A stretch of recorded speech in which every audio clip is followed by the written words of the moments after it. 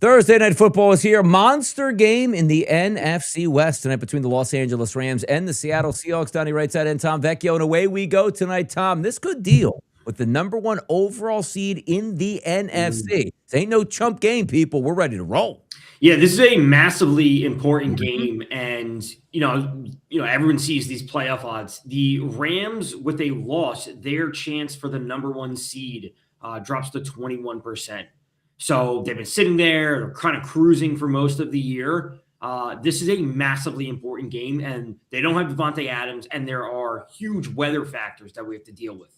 Yeah, some things to get right into, Tom. Let's get the board shuffled up here, and away we go. We take a look at the lines tonight, Rams and the Seahawks. First, we'll take a look at those weather conditions, which is interesting because, I know you follow Kevin Roth, and he's picking up some, people and flags on the ground. Wasn't that windy as early on, but winds are expected to sustain 20 miles an hour. Is it hurricane force winds? No, but it could make a difference here. 52 degrees. Light rain was in the forecast, Tom, but as you're seeing some of these numbers, maybe for the first quarter, but after that, looks like it could be smooth sailing, but we'll see the impact of those winds tonight. I think that's what's on most people's minds. So if we look at the side itself, the 1.5s, which you see here at FanDuel, they've now turned to 1.5 favorites for Seattle, and a total that dropped 4 points, Tom, from the opening number, 46.5 down to 42.5. Let's start with the side itself. If you're just looking for a sharp side to be on, reverse line movement, 39% of the tickets, this looks like it is a Seattle Seahawks night to me, Tom.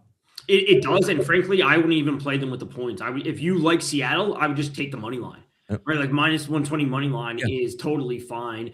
If you want to lay the 1.5, go ahead. But I would just take the money line at this point. Seeing where the movement has gone. If you have Seattle, on the other side, you're getting the points. Like, that's an awesome ticket to have. And like, whatever happens.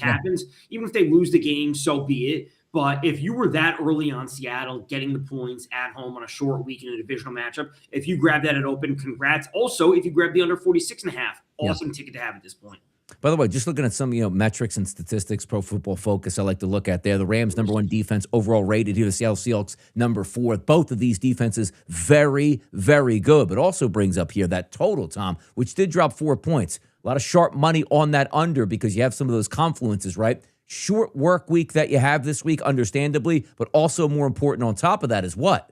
Well, you got an injury to Devontae Adams. You got some wind to creep in. I do agree with the under, but is it too many points as a movement, Tom? Because 42 ain't a ton for both of these offenses when you look at it.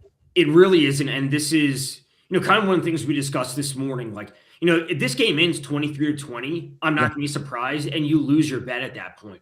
So I don't want to bet into, like, I do lean on the under. I'll say that. I do lean the under. I don't want to bet into something, though, that has had 4 points of line of total movement, I should say. And I don't like that. So if it ends 44, which is obviously a very key number for the NFL, 24-20, whatever it might be, 23-21, you win your initial bet, or I should say you win the opening bet under 46.5, but you lose the 42.5. Yeah. So I would not bet the under at this point. I like the under, and I think that's where we'll land, but I'm still not betting it. Like, both things can be true. Yeah, interesting stuff here. And again, that reverse line movement where the opening number was around the Rams. We're not talking about reverse line movement. Oh, they were favored by 4.5. Now it's 2.5 the other way. Right. 1.5 to 1.5. So just a swing of the favorite to not. Probably won't come into play, but it's always interesting to see when that money comes in specifically. 21-20. Yeah, exactly. Yeah, would that be saying like, I love the Seahawks 21-20. You lose that side of it. But then if you also bet the Rams early in the week, you lose that side of it as well. Books love that, man. That's the reverse trap that you don't want to see yourself get into. But let's take a look at some of these prop bets on the board tonight because they are fairly interesting here. Let's pop them up on the screen. Let's go here at FanDuel just for a quick look, and we'll start, Tom, with those passing props. As you see, Darnold, 223.5, Matthew Stafford, 232.5 tonight. It's interesting because if we have a night where the winds, Tom, and again, let's just say they're 15 miles per hour, but not really playing into it because Lumen Field isn't like a high school stadium where it's like, hey, the wind just blows because nothing's blocking it. They have the big flaps up top, but it is an open-air stadium depending on how the wind hits. But if you had a clean night in a dome, I would like both of these quarterbacks to go over. I didn't take a wager on a side for a quarterback here, 232.5, 223.5, because I do think those numbers are pretty sharp. Did you look at these quarterback numbers, Tom, and have a decided opinion? I want to say that they want Sam Darnold to have a good game, right? And this is something that we talked about. It's like Sam Darnold needs to get the bad vibes out of the way. Like, they need to build some good momentum, especially the 4 interceptions he had versus the team. So, part of me wants to say what did Jared Goff do last week? And I know that Darnold isn't the same as Goff and vice versa, and the weapons aren't the same around them. But like, part of me thinks that Sam Darnold needs to have a big game, because if they go down, no one's gonna have any faith in Seattle. So I would almost play the touchdowns before I played the yards, because I think they will pass in the red zone. And I know they like Charbonnet, but I think they'll pass in the red zone for touchdowns, because that confidence that Darnold needs, that's what they need to build on. Who cares how they get down the field? Yeah, both these teams pretty staunch on defense, too, when it comes to the ground game. But you're right about this. If we get back to that Darnold point, where I do think it's mad. Like, if I had to pick one of these two players tonight to get their number, it probably will be Darnold at the 223.5. I just think he has more outlets tonight. Now, Devontae Adams was playing for the Los Angeles Rams, Tom. You know what? Weather conditions be damned. They're going to just air it out, and you can't roll coverage at that point. Now you can, which we'll get into those props in just a few moments. But that Darnold point, you're so right about this, because we talked about it earlier today when we did our show. It's like, if Sam Darnold has a decent game and Seattle wins, boy, they move up a lot of pegs, Tom, in my book. They really do. But if I see tonight, Sam Darnold, 1 touchdown pass, 2 turnovers by interception, a strip sack fumble, and they lose this game, I'm completely out on the Seahawks the rest of the way. I am. It has to be. And again, it comes down to how they win, how they lose. Like, if Sam Darnold throws for 250 and 2 and they lose, so be it. Yeah. Right. And that's fine. And that's like a minor loss. But the confidence level, can't be the reason they lose. You know what I mean? Like, the public perception on Seattle is at like a huge pendulum point right now, where it's going to swing massively one way or the other. And how much confidence do you have as a team? Like, it's like, oh, Sam Darnold doesn't show up in big moments. He didn't do it in Minnesota last year in the playoffs. They can't do it against division rivals. Like, he has to get it done tonight. Yeah, no, he absolutely does. If we take a look at some of those receiving props tonight, the leaderboard guys up there, they're going to be high. Puka Nacua at 93.5. He's going to get force-fed the football, but we'll talk about these prop bets in a second. Jackson Smith and Jigba, who every single week feels like he goes over 100. Like, we were writing last week, like, man, they're really a mess on offense, Seattle. They finally won the game. Then you look up, and Jackson Smith and Jigba was over 100 yards again. It's just what he does. He's absolutely a machine. So sometimes I like to look at secondary options. Cooper Kupp, okay. Rashid Shaheed, okay. Maybe they're starting to work him into the offense. But I got to tell you tonight, it's those same correlated markets we look at, Tom. There is no way Sam Darnold throws for 230 yards without Jackson Smith and Jigba going over 88 yards. I don't go like, oh, you can't look at the top. Like, I like Jackson Smith and Jigba tonight to get his numbers, Tom, because he always gets his numbers. And also, if this is a chance where the Rams really come to play and they have the lead in the fourth quarter, you're throwing. I like Jackson Smith and Jigba tonight to go over that 87.5. And, I don't think we're going to see the 70-some-odd points we saw last week with the Rams and the Lions, but still 2 receivers versus the Rams defense went for over 100 yards last week. So if Jameson Williams and Amon-Ra St. Brown can do it, you'd like to think that JSN will be at least in the ballpark. If JSN, to your point, finishes with 40 yards tonight, the Rams win this game going away, and Seattle has no shot at all. Because when you look at the two, because again, we're going to let's go to, because we might as well do it now as the pass catchers. Colby Parkinson, I know a lot of people are high on him tonight, 40.5. And rightfully so. If I'm being honest, and we'll get to the touchdown props, I actually like Colby Parkinson to score a touchdown more than I like his 40.5 yards, because I just figure that red zone target hasn't really been Puka Nacua. It's always been Devontae Adams. You're going to be doubling up and probably Witherspoon on Puka in the red zone here, one of the best cornerbacks, if not the best, right now in football. I think the tight ends might be able to get loose. How do you feel about the secondary options in this game as opposed to Puka Nacua and JSN? Love Colby Parkinson. Yeah. Love Colby Parkinson tonight. As we talked about this morning on the show, Colby Parkinson over 38.5. The numbers moved a little bit to your point about the red zone. Devontae Adams leads the Rams at a 34.8% red zone target share this season. He's not playing. That makes Colby Parkinson the new number 1 red zone option at 26.4%. Puka this year is only at 13.3%. Yeah. So I love Colby Parkinson. I am on his over 38.5. I'm on his TD for the TD jackpot. And as I always like to say, just full disclosure, I am starting him in the semifinals of my dynasty league, my most important team. I'm starting him at tight end. So I am all in on Colby Parkinson tonight. Yeah, a lot of guys here that you like, the Terrace Ferguson. You take a look at who else is on those secondary. They actually don't even have a lot of secondary. It's Mumford's down there, and Davis Allen at this point. Also, Tutu Atwell. I don't think he's inactive tonight, but I don't think he has a number listed. Which he had 1 catch last week for like 8 yards, which hit his number because he was 2.5, 3.5, 4.5, 5.5. depending on where you're shopping at this point here. But let me see. Let's see. He's not in. The inactives only have Devontae as the only wide receiver listed. So Tutu Atwell should be active. Yeah, let me see. Let me just go quickly over here, and I'm going to see if I can switch up this tab here so you guys can see it on the screen. There we go. Tutu's right there. Yeah, let me slide it down to just this regular over-under. Oh. Yeah, there we go. Tutu, 12.5 this week. Ferguson, 21.5. Mumford, 14.5. If again, I didn't take any of these guys, even though I took Tutu last week. If you had a choice, Tom, Tutu, Davis Allen, Ferguson, or Mumfield, all these low guys like stuck in those mid-teen numbers, who would you take tonight? Like somebody has to make catches outside of Parkinson and Puka. It would be Tutu and then Tutu and Terrence Ferguson in that order. That's where I'd be going. Like Ferguson, like 0.0006 yards. Mumford 0.25, 0.50. And then, of course, Atwell had the 0 in the game. He got hurt and he got 9 yards last week. But he's that deep guy. Like he's supposed to have 2 catches, 88 yards. Like that's what he does. I would like to see them change that just because Devontae's out. And at least he has like some on-field repertoire, with Stafford. Like he's thrown him deep touchdown passes. Like hopefully there's some level of connection. I will say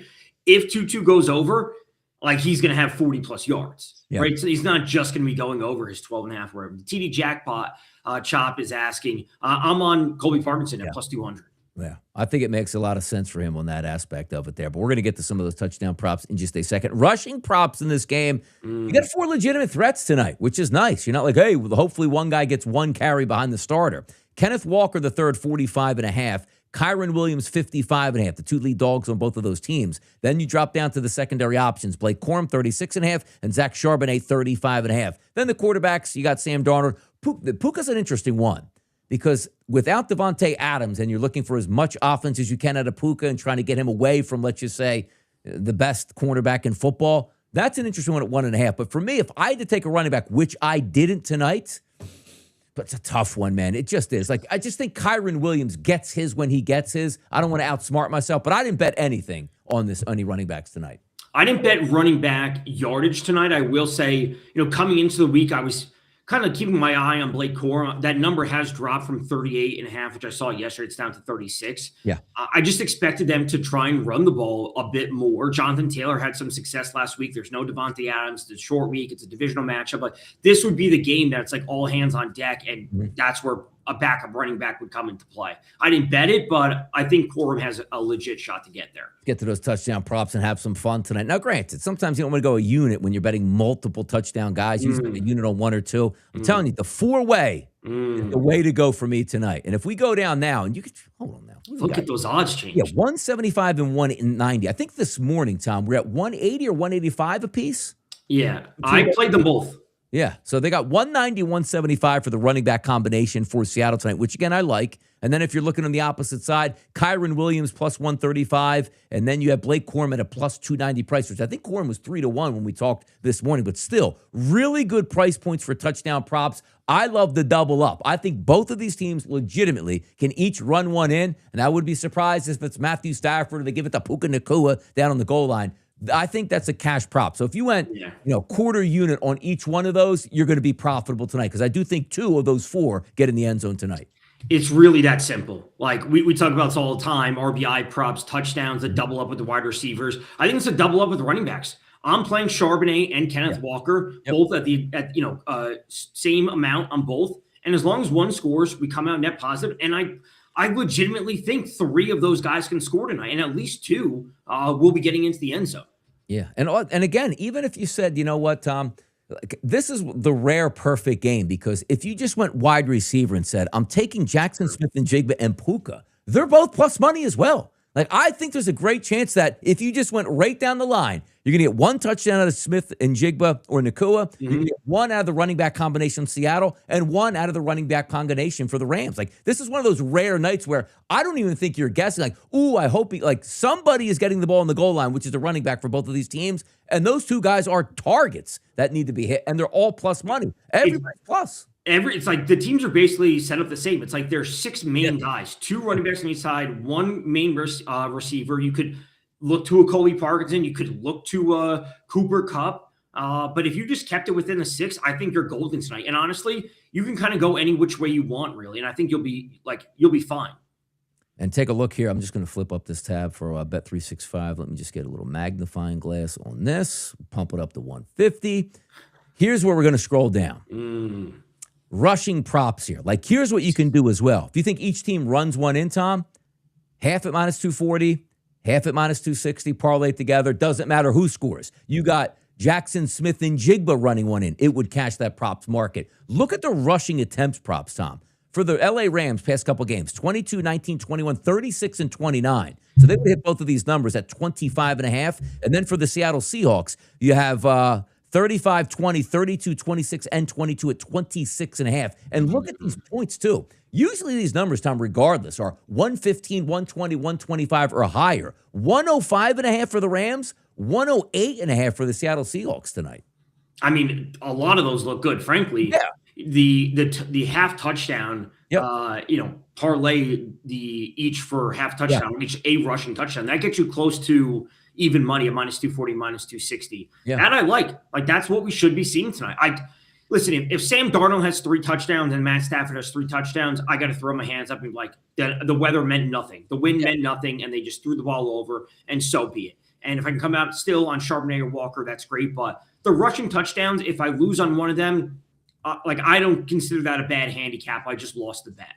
Yeah, let me see what that comes out to be. So, yeah, $100 wager would pay back $96. So it's just about a 1-to-1 prop on that point for both of them to get in. But I just think that I'm not worried about it. Like, if he gets skunked tonight and they're handing off to the fullback, whoever their fullback might be, so be it. But I do think there's an even path that you can get all the way across the board at this point and see what they have. Let me just see what else we have here at 365. And if we go to the total rushing touchdowns, 2.5 is plus 155. Now, granted, look at these last 3 games for these two teams combined, Tom. 3, 3, and 3. So that's in the ballpark. Rushing attempts, 51.5. That's not a bad number. Rushing total in this game, 215.5. And then if we take a look at the passing props as a team in this game, or should I say just the combined numbers, 468, which again, if we just do quick math divided by 2, 234 apiece is what the average would be there. Passing attempts, 65. Don't mind that. Touchdown passes, 2.5. It is juicy, but I do look for more of those rushing touchdowns this morning. I think we possibly could get 4 passing touchdowns, or 3, I should say, but I'm not weighing minus 160 for that. And completions, 42.5 here. Yeah, I mean, these are some tough markets depending on. The passing props don't eye up for me as well as the running props. They really don't. You know, the passing yards, I just don't have confidence in that to get there. I would be surprised if we push towards 500 combined yards. Let's see a little game specials over here. What's the 1-and-1 setting up tonight on here? Where is that?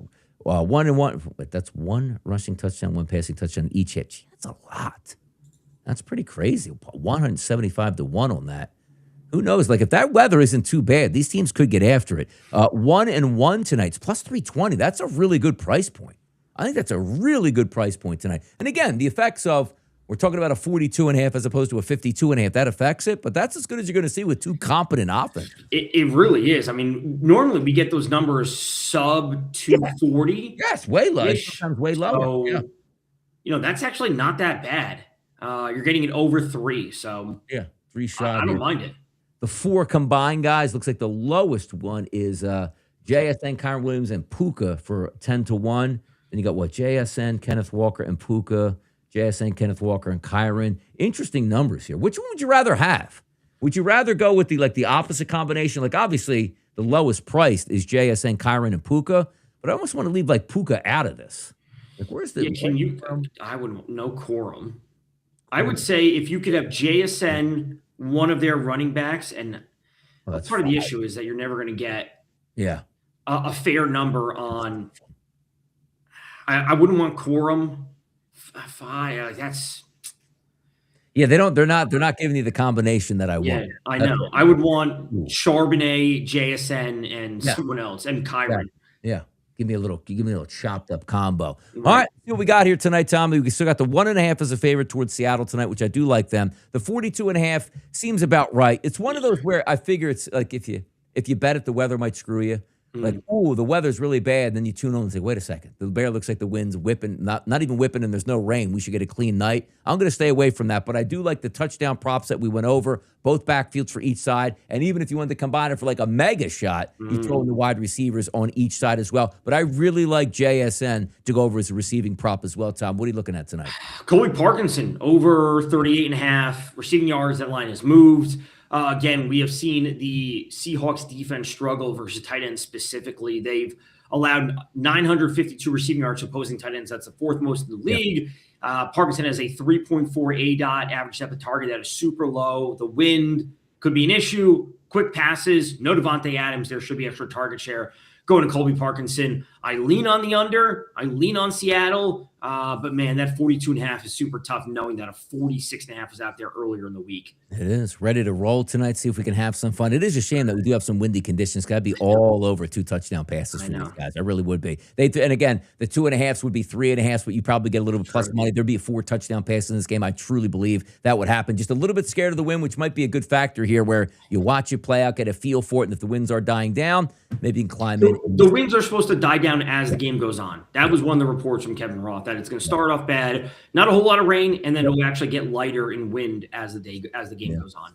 All right, there we go. A lot of fun here happening. And also, guys, keep in mind the schedule for this week. You get a doubleheader on Saturday. Should be some fun to watch. Green Bay and Chicago, Philadelphia and Washington. Then we flip it over to Sunday, which has some really good games. Also, keep in mind, playoff implications are really going to hit. Like the Philadelphia Eagles win that game against Washington. Dallas is out. How does that affect it? Because you're already seeing, Tom, Bland is down for the season. If Trayvon Diggs doesn't come back, all of a sudden the Chargers offense looking really good out there to press it down against that Dallas Cowboys defense. So it really is.